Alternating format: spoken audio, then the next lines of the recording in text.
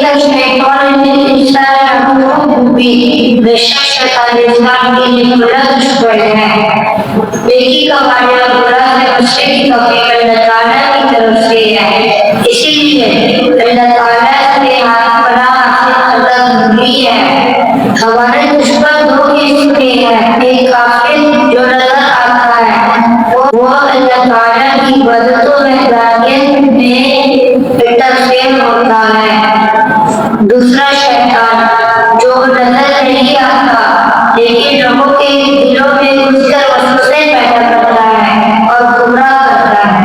इमाम इब्न सीरीन रहमतुल्लाह अलैह अपने ताबीर कुतुबिया में लिखते हैं कि जिसने ख्वाब में देखा कि उसने नमाज़े फजर पढ़ी तो उससे किया गया वादा पूरा किया जाएगा। नमाज़े ज़ोहर पढ़ी तो उससे दुश्मनों और हासिदों पर गलबा नसीब होगा।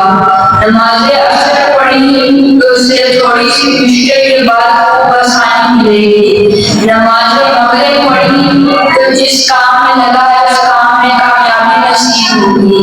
नमाज़े इशा पढ़ी तो उससे खुशी नसीब होगी। आदम सफीउल्लाह है, मूसा कलीमुल्लाह है, हम क्या रहेंगे जब रसूल खुदा नहीं आना है, क्योंकि शादी वाली ताला है।